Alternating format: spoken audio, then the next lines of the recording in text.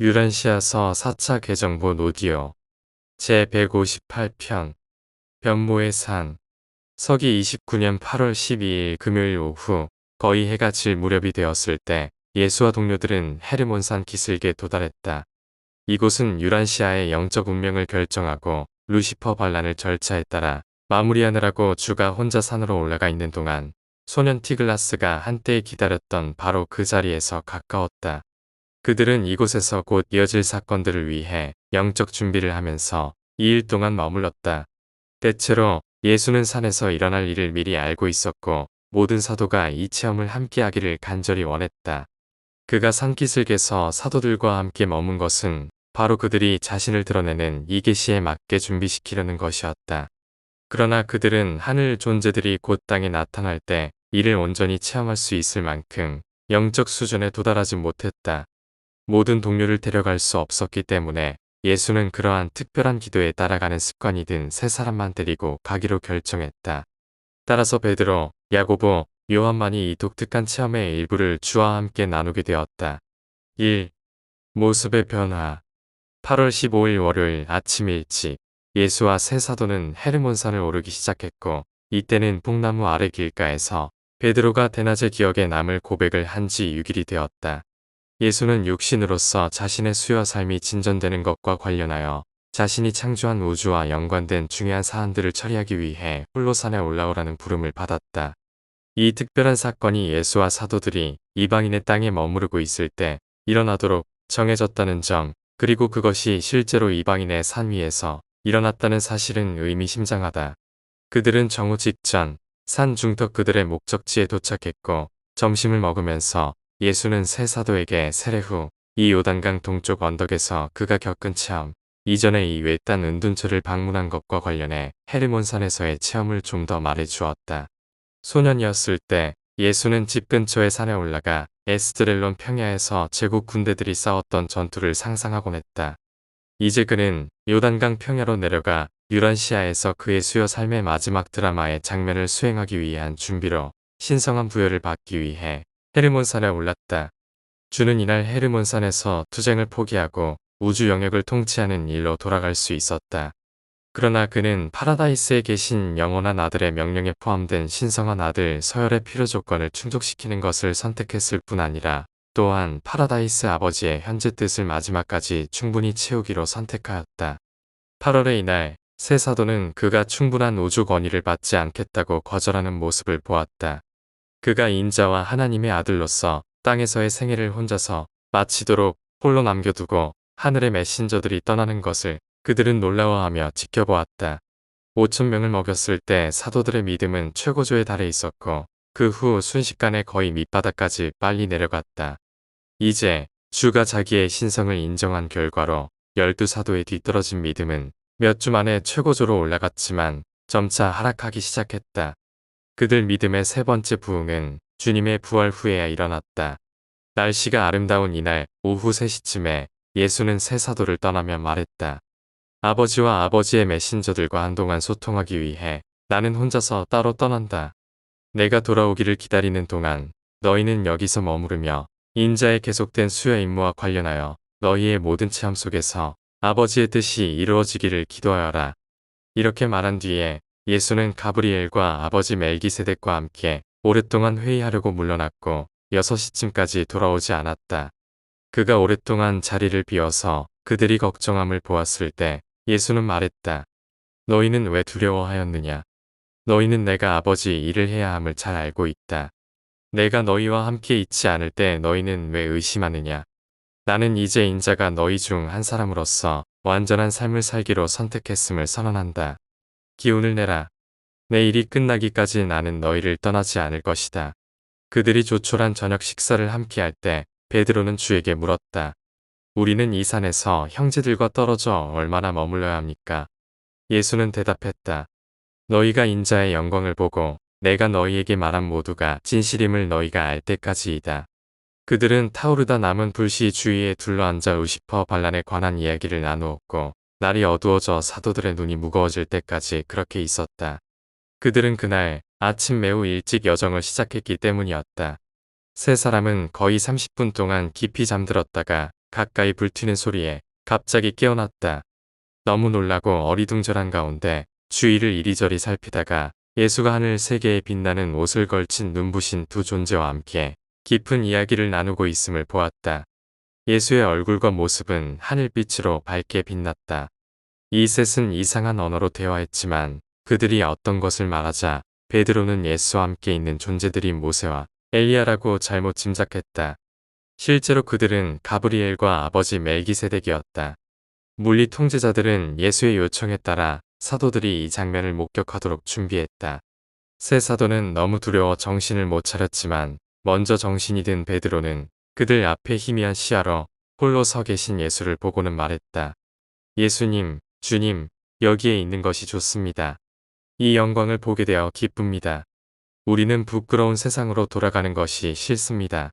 만일 주님이 원하신다면 우리를 여기에 머물게 해주시고 우리가 장막 세 개를 세울 것인데 하나는 주님을 위해, 하나는 모세를 위해, 하나는 엘리야를 위해서입니다. 베드로가 이렇게 말한 것은 혼란 때문이었고 그 순간 다른 생각이 떠오르지 않았기 때문이다. 베드로가 아직 말하고 있을 때 은빛 구름이 다가와 그들 넷을 덮었다. 사도들은 이제 크게 두려워 엎드려서 예배를 드리려 하자 예수의 세례 때 들렸던 그 목소리가 들렸다. 말하기를 이는 내 사랑하는 아들이다. 그의 말에 귀를 기울여라. 구름이 사라지자 다시 예수는 셋하고만 함께 남았고 이들에게 손을 뻗어 어루만지며 말했다. 일어나라. 두려워 말라. 너희는 이보다 더 큰 일들을 보게 될 것이다. 그러나 사도들은 정말로 두려웠고 곧 자정을 조금 앞두고 산을 내려갈 준비를 하며 말없이 생각에 잠겼다. 이 산에서 내려오다. 산을 반쯤 내려가는 동안 아무 말도 하지 않았다. 그런 다음 예수는 대화를 시작하며 이렇게 말했다. 인자가 죽은 사람 가운데서 살아날 때까지 이 산에서 보고 들은 것을 너희 형제들에게든지 누구에게도 말하지 말라. 세 사도는 인자가 죽은 자 가운데서 살아나기까지라는 주의 말씀에 충격을 받고 어리둥절했다. 예수가 구원자여 하나님의 아들이라는 그들의 믿음을 아주 최근에 다시 다짐한 적이 있었고 바로 눈앞에서 영어롭게 그의 모습이 변한 것을 보았는데 이제 그가 죽은 자 가운데서 살아나는 것에 대하여 그가 말하기 시작하다니 베드로는 주가 죽는다는 생각에 몸서리쳤고 생각하니 너무 불쾌했다. 야고보나 요한이 이 말씀과 관련하여 무슨 말씀이라도 물을까 두려워 다른 데로 돌리는 대화를 시작하는 것이 최선이라 생각했다. 무엇을 이야기할지 몰라 머리에서 처음 떠오르는 생각을 말로 옮겼다. 주여, 왜 메시아가 나타나기 전에 엘리야가 먼저 와야 한다고 서기관들이 말하는 것입니까? 예수는 베드로가 그의 죽음과 부활에 대하여 언급을 피하려는 것을 알고서 대답했다. 엘리야는 인자를 위하여 길을 예비하려고 정말로 먼저 왔고 인자는 많은 고난을 겪고 결국 버림받아야 할 것이다. 그러나 내가 너희에게 말하노니 엘리야는 이미 왔고 그들은 그를 받아들이지 않았으며 그에게 하고 싶은 대로 행하였다. 세 사도는 예수가 세례자 요한을 엘리야로 언급한 것을 깨달았다. 그들이 예수를 메시아로 여기기를 고집한다면 요한은 예언에 나오는 엘리야가 되어야 한다는 것을 예수는 알았다. 예수는 자신의 부활 후 영광의 예고편을 본 것에 대해 그들이 말하지 않도록 명령했는데 이는 그가 메시아로 받아들여진다면 어떤 식으로든 그들의 잘못된 개념을 성취할 것이라는 생각을 조장하고 싶지 않았기 때문이다. 비록 베드로, 야고보, 요한이 이 모두를 마음속으로 깊이 생각했지만 그들은 주의 부활 후까지 이를 아무에게도 말하지 않았다. 그들이 산에서 내려갈 때 예수는 말했다. 너희는 나를 인자로 받아들이지 않으려 했으니 나는 너희가 정한 대로 받아들여지도록 동의했다. 그러나 잘못 생각하지 말라. 아버지의 뜻이 먼저 이루어져야 한다. 만약 너희가 너희의 뜻을 따르기로 선택한다면 많은 실망과 많은 시련을 겪을 준비를 해야 한다. 그러나 내가 너희에게 준 훈련은 너희가 자초한 이 슬픔들을 겪으면서도 결국 승리로 이끌기에 충분하다. 예수는 베드로, 야고보, 요한을 어떤 의미에서든 다른 사도들보다 준비가 더 잘 되었거나 그런 보기 드문 특권을 누리기에 영적으로 더 적합했기 때문에 예수가 이들을 변모의 산으로 함께 데리고 올라가지는 않았다. 전혀 그렇지 않다. 예수는 12사도 모두가 이 체험을 하기에 영적인 자격이 없음을 잘 알았다. 그래서 그는 홀로 소통하려고 혼자 있기를 원할 때 그를 따라다니라고 배치된 세 사도만 데리고 동행한 것이다. 3. 변모의 의미. 변모의 산에서 베드로와 야고보와 요한이 본 것은 그 중대한 날에 헤르몬산에서 벌어진 하늘 야외극을 순식간에 구경한 것이었다. 그 변모는 다음과 같은 경우였다. 1. 파라다이스에 계신 어머니 영원한 아들이 유란시아에서 미가엘리 육신화생의 수요의 충만함을 받아들인 것이다. 영원한 아들의 필요 조건에 관련되는 한 예수는 이제 수요가 완료되었다는 확신을 받았다. 가브리엘이 예수에게 그 확증을 가져왔다. 2. 필사 육체의 모습을 입고서 유란시아 수요를 충만히 행한 것에 무한한 영이 만족해한다는 증언이다. 무한한 영의 우주대표, 곧 셀빙톤에서 미가엘의 가까운 동료이자 항상 계시며 함께 일하는 분, 이 경우에 아버지 멜기세덱을 통해서 말했다.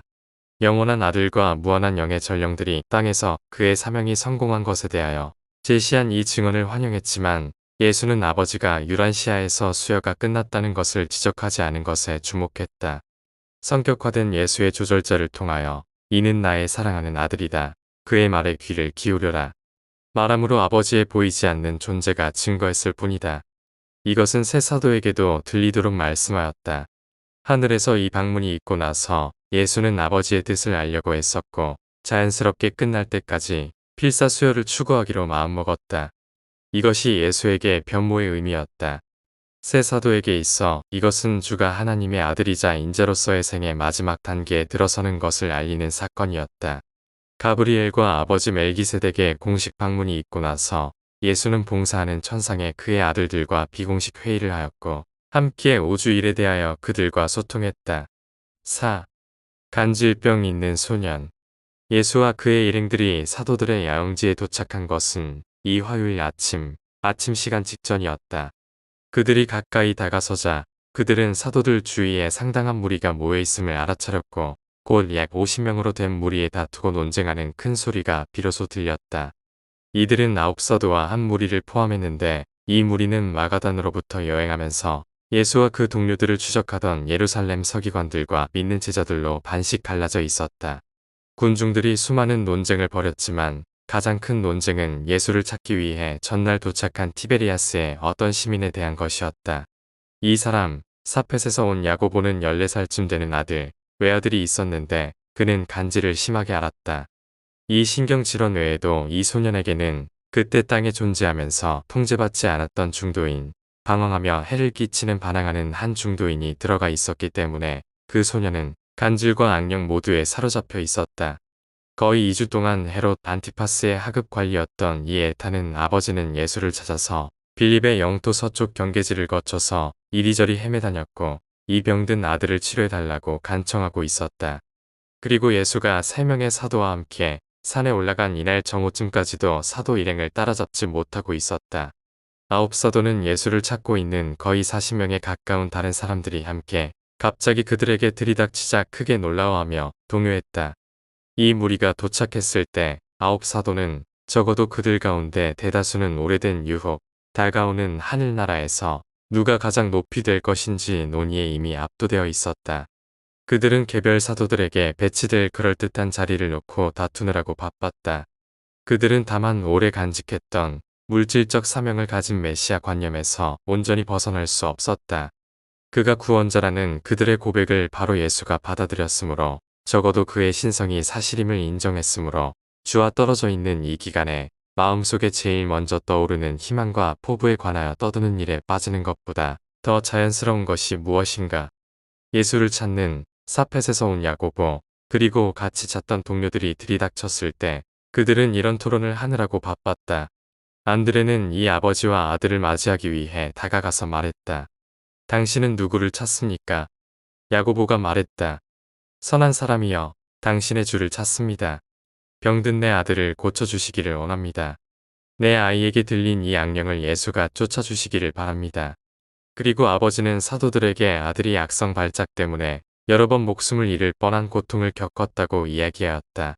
사도들이 듣고 있는 동안 열심당원 시몬과 가룟 유다가 그 아버지 앞으로 걸어가서 말했다.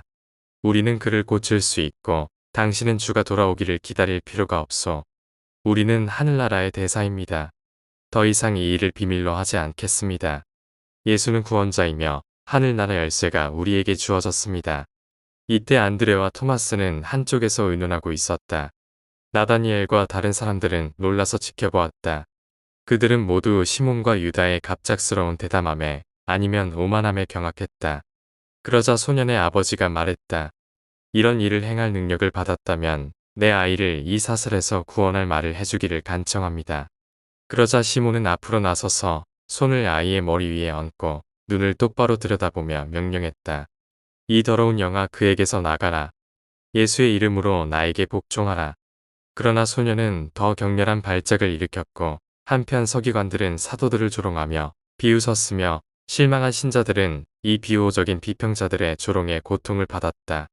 안드레는 이 잘못된 시도와 그 참담한 실패에 몹시 분개했다.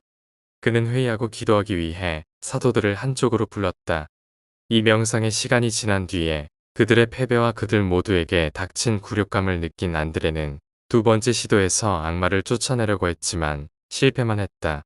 안드레는 솔직하게 패배를 고백하고 그 아버지에게 아마도 이런 일은 주가 친히 명령하는 것 외에는 나가지 않을 것이라며 밤새 또는 예수가 돌아올 때까지 그들과 함께 있어 달라고 요청했다.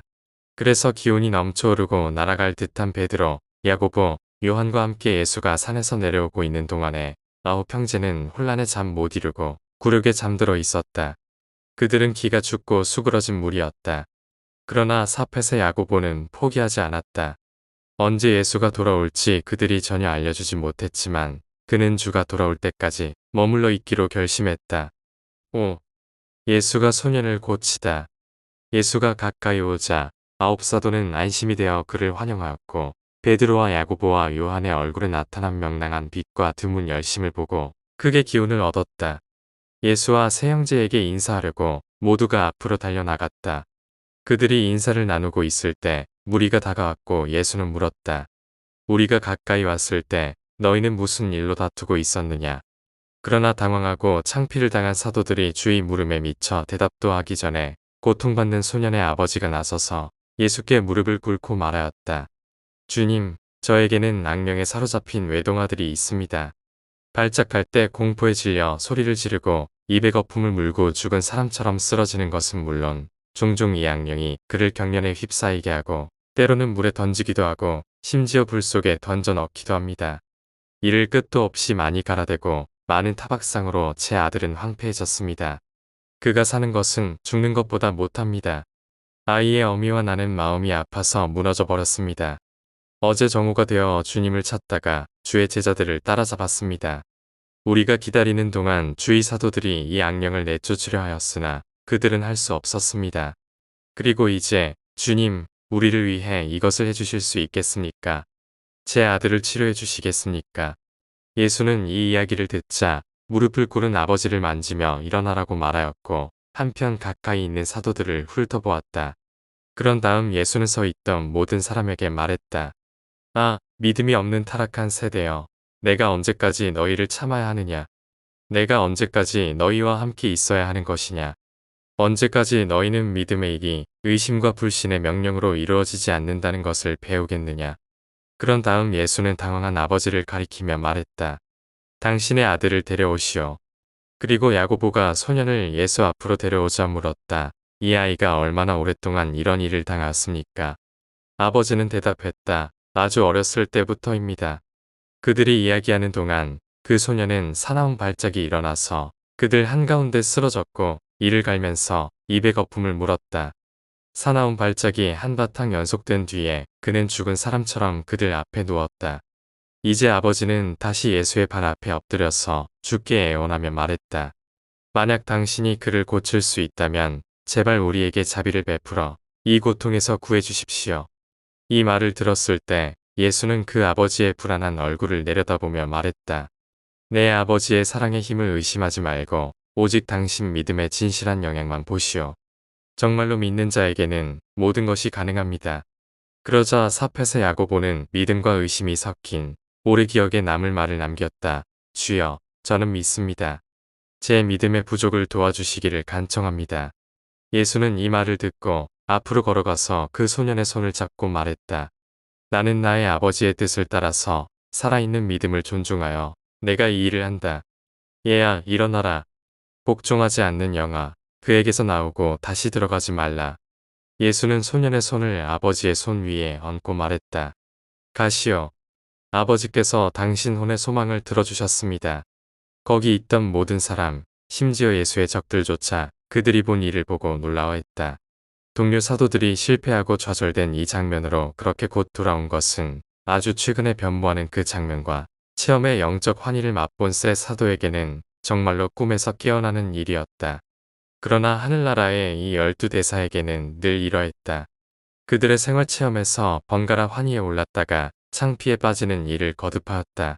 이것은 육체의 질병과 영의 병 두 가지 병을 진정으로 치료한 것이다. 소녀는 그 시각부터 영구하게 치료받았다. 야고보가 회복한 아들을 데리고 떠났을 때 예수는 말했다.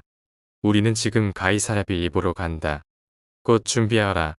남쪽으로 여행하는 동안에 그들은 조용한 무리였고 한편 군중은 뒤에서 계속 따라갔다. 6.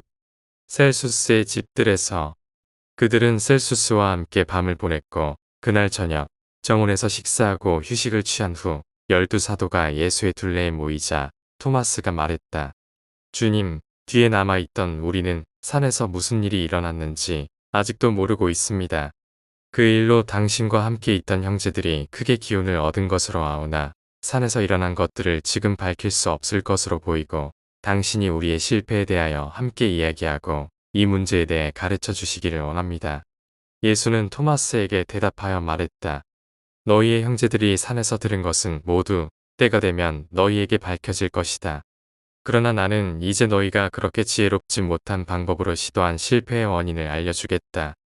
너희의 주와 동료, 곧 너희의 형제들이 산에 올라 아버지의 뜻을 더 알기를 구하고 그 신성한 뜻을 효과적으로 수행하기 위한 지혜를 더 풍부히 받으려고 간 동안에 너희들은 마인드의 영적 통찰력을 얻고 아버지의 뜻을 더 깊이 깨닫기 위해 우리와 함께 기도하라는 지시를 받았다. 그러나 너희는 너희에게 주어진 믿음을 발휘하지 않았고 대신에 유혹에 굴복하여 너희 자신을 위해 좋은 자리를 찾으려는 오래된 악한 성향에 빠졌다. 이는 여전히 너희가 물질적인 현세의 나라를 구하고 있기 때문이다. 내 나라는 이 세상 것이 아니라는 반복된 선언에도 불구하고 너희는 이 잘못된 개념에 집착하고 있다. 너희의 믿음이 인자의 정체를 파악하자마자 세속적인 명예를 얻으려는 이기적 욕망이 다시 스며들어 하늘나라에서 누가 가장 클 것인지 너희끼리 논의하게 되었다. 너희가 주장하는 그런 하늘나라는 없으며 앞으로도 절대 그럴 수 없는 나라이다. 내 아버지의 영적 형제들이 사는 나라에서 제일 크게 되고자 하는 자는 자신을 작게 여기고 형제들을 섬기는 자가 되어야 한다고 내가 너희에게 말하지 않았느냐. 영적 위대함은 자기를 높이려고 물질적 힘을 즐겨 쓰는 데 있지 않고 하나님과 같은 사랑을 이해하는 가운데 존재한다. 너희가 시도했던 그리고 완전히 실패했던 그 일은 목적에서 순수하지 않았다. 너희의 동기는 신성하지 않았다. 너희의 이상은 영적이지 않았다. 너희의 야망은 이타적이지 않았다.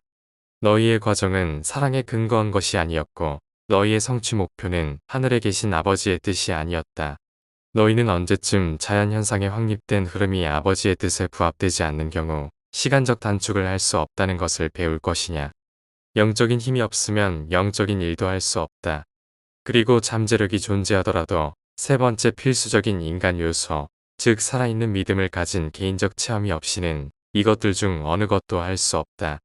너희는 하늘나라의 영적 실체들을 끌어당기는 물질적 표현이 반드시 있어야겠느냐. 너희는 특별한 일이 눈에 보이게 나타나지 않으면 내 사명의 영적 중요성을 파악할 수 없느냐. 나는 너희가 모든 물질적 징후의 겉모습과 상관없이 하늘나라의 높은 영적 실체들을 붙잡기를 언제까지 기대해야 하느냐. 예수는 이렇게 12사람에게 말씀하고 나서 덧붙였다. 그리고 이제 너희는 가서 쉬어라. 내일 우리는 마가단으로 돌아가서 데카폴리스의 여러 도시와 마을로 가는 전도 사업에 관하여 의논할 것이다. 오늘 얻은 체험의 결론으로 내가 너희의 형제들에게 산에서 말한 것을 너희 하나하나에게 선언한다. 그리고 이 말씀을 가슴속 깊이 간직하여라. 인자는 이제 마지막 수여 단계에 들어간다. 우리가 바야흐로 어떤 수고를 시작하고자 하니 나를 죽이려 애쓰는 사람들의 손에 내가 넘겨질 때 이 수고가 너희의 믿음과 헌신의 마지막 큰 시험으로 곧 이끌 것이다. 내가 너희에게 말하는 것을 기억하라. 인자는 죽음에 처할 것이지만 다시 살아날 것이다. 그들은 슬퍼하며 하룻밤을 쉬었다. 그들은 당황해서 이 말들을 이해할 수 없었다. 그들은 예수가 말한 것에 관해 묻기를 두려워했지만 예수가 부활한 후에 그 말을 모두 기억해냈다. 7. 베드로의 항의. 이 수요일 아침 일찍 예수와 12사도는 가이사랴 빌립보를 떠나서 베세다 줄리아스 가까이 마가단 공원을 향했다. 사도들은 그날 밤에 거의 잠을 이루지 못했고 그래서 일찍 일어나서 갈 준비가 되었다. 무딘 알페오 쌍둥이조차 예수의 죽음에 관한 이 말에 충격을 받았다. 남쪽으로 내려가자 메롬의 물바로 건너서 다마스커스 길에 이르렀다. 예수는 서기관과 다른 사람들이 뒤에 금방 따라올 것을 알았고 이들을 피하고 싶었기 때문에 갈릴리를 거치는 다마스커스 길로 가버나움까지 계속 가라고 그들에게 지시했다. 예수가 이렇게 한 것은 뒤를 따라오는 자들이 예수와 사도들이 헤롯 안티파스의 영토 지나기를 두려워할 것이라고 생각하므로 그들이 요단강 동쪽으로 갈 것을 알았기 때문이었다. 예수는 이날 사도들하고만 보내기 위해 따라오는 비난자들과 군중을 피하려고 애썼다. 그들은 점심 먹을 시간이 훨씬 지나도록 갈릴리를 통하여 계속 여행했고 그때 기분 전환을 위해 그늘에서 멈추었다. 그들이 음식을 먹고 나서 안드레가 예수에게 말했다. 주님, 내 형제들은 당신의 깊은 말씀을 이해하지 못합니다. 우리는 당신이 하나님의 아들임을 완전히 믿게 되었는데 이제 우리를 떠나 죽을 것이라는 이상한 말씀을 듣습니다. 우리는 당신의 가르침을 이해하지 못합니다. 비유로 우리에게 말씀하시는 것입니까? 우리는 당신이 직접 숨김없이 그대로 말씀해 주시기를 간청합니다. 안드레의 말에 대답하여 예수는 말했다. 형제들아, 내가 하나님의 아들이라고 너희가 고백한 까닭에 땅에서 인자의 수여가 끝날 때에 대한 진리를 너희에게 펼치기 시작해야만 한다. 너희는 내가 메시아라는 믿음을 고수하며 메시아가 예루살렘에서 왕좌에 앉아야 한다는 생각을 버리지 않으려 한다. 그러므로 나는 인자가 얼마 안 있어 예루살렘으로 가서 많은 고난을 견디고 서기관과 장로와 주 사제들에게 거절당하며 이 모든 일이 있고 나서 죽임을 당하고 죽은 자 가운데서 살아날 것이라고 계속 말한다. 나는 너희에게 비유로 말하지 않는다. 너희에게 진실을 말하는 것은 이러한 사건들이 우리에게 갑자기 닥칠 때 이를 위하여 너희가 준비되기 위함이다. 그가 아직도 말하는 동안 시몬 베드로가 성급하게 다가와서 손을 주의 어깨에 얹고 말했다. 주여, 우리가 당신과 다투려는 것이 아닙니다. 하지만 확신하건대 이런 일들이 당신에게 절대로 일어나지 않을 것입니다. 베드로는 예수를 사랑했기 때문에 이렇게 말했다. 그러나 주의 인간 본성은 좋은 뜻을 가진 이 사랑의 말 속에 파라다이스 아버지의 뜻대로 땅에서 수여 생애를 끝까지 추구하는 정책을 바꾸려는 유혹의 미묘한 암시를 알아챘다. 그리고 그것은 그의 애정과 충성스러운 동료들조차도 그를 만류하도록 허락할 위험을 감지했기 때문이다. 그는 베드로와 다른 사도들에게 돌아서서 말했다. 너는 내 뒤로 물러가라. 너에게는 유혹하는 자의 기운이 도는구나. 내가 이런 식으로 말할 때 너는 내 편이 아니라 오히려 우리의 적 편이다. 이런 식으로 내가 나를 사랑하는 것은 내 아버지의 뜻을 행하는데 걸림돌이 된다. 사람의 길이 아니라 오히려 하나님의 뜻을 생각하라. 예수의 따끔한 꾸지람에 처음에 충격을 받고 나서 그들이 정신을 차린 후 여행을 다시 시작하기 전에 주는 더 말했다. 누구라도 나를 쫓아오려는 자는 자신을 돌보지 말고 날마다 자기 책임을 다하고 내 뒤를 따르라. 누구든지 이기심으로 자기 생명을 건지려 하는 자는 생명을 잃을 것이나 누구든지 나를 위하여 그리고 복음을 위하여 자기 생명을 잃는 자는 생명이 구원받을 것이다.